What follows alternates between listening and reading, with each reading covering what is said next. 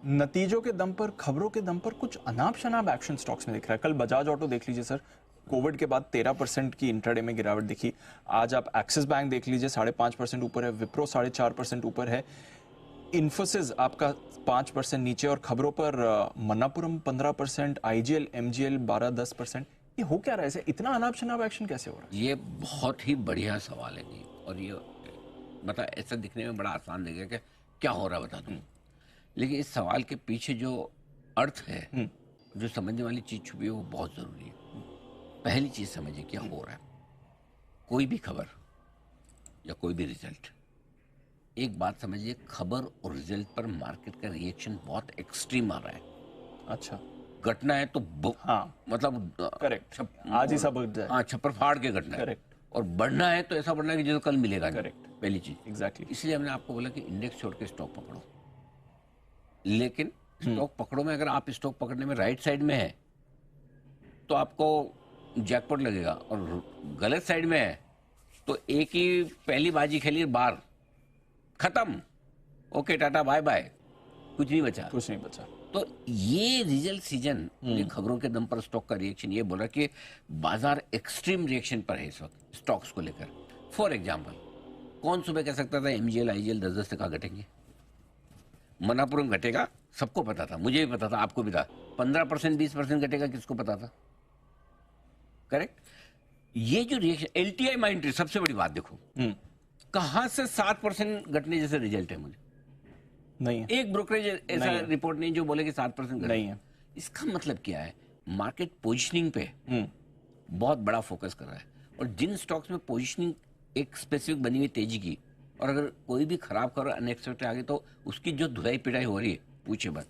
Similarly किसी लिहाज से विप्रो का गाइडेंस ऐसा नहीं कि वो 5-6% बढ़ जाए कोई हिसाब से नहीं है। एडीआर तो 5% घटा भी था। कौन एडीआर, किसका एडीआर, किसका गाइडेंस? करेक्ट। सब अगर बढ़ना है तो बढ़ना है। सिमिलरली आप देखिए एक्सिस बैंक का रिजल्ट 6% बढ़ने जैसे नहीं है। एग्जैक्टली। खराब नहीं है। हम और शॉर्ट पहले 2% नीचे बंद हुआ था तो हमने कहा जितना नीचे गया उतना बढ़ जाएगा, 2-3% नीचे शॉर्ट नहीं करना, वो बराबर है।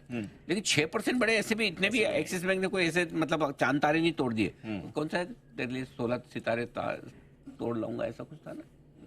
हाँ, कुछ तो ऐसा गाना है ना तेरे लिए। हाँ ऐसा आशु जी को मालूम होगा। हाँ, मतलब चांद तारे साथ में 16 सितारे, ऐसा हाँ। कुछ था ना? हाँ, कुशल पता तेरे वास्ते। हाँ, वो फलक से मैं चाह रहा हूँ, अब याद आया। हाँ, तो वैसे भी 16-17 सितारे साथ लाऊंगा टाइप का नहीं, ऐसा कुछ नहीं किया भाई एक्सिस ने। बट ठीक है, रिएक्शन। नेक्स्ट, मेटल्स को देखिए जी। चाइना की खबर है, 3% चाइना उछला ही उछल गया। बहाना चाहिए। सो पॉइंट ये है कि आज के सेशन से एक चीज समझनी है और अगले कुछ दिनों तक जो समझना है, स्टॉक स्पेसिफिक रिएक्शन बहुत शार्प और बड़े हो सकते हैं। आपको गलत साइड पे नहीं रहना है, वो आप डिसाइड नहीं कर सकते गलत साइड पे हैंग नहीं है। वो पोजीशन किस तरह की बनी है रिजल्ट के पहले या पोजीशन न्यूज के पहले, और वो बहुत सावधान है। सो इसका मतलब क्या है? इसका मतलब ये है कि पहला, क्राउडेड ट्रेड नहीं करना है।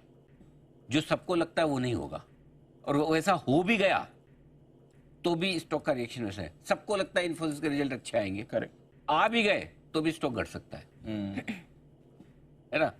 पहली तो। दूसरा, बेहतर है कि रिजल्ट के बाद ट्रेड करें।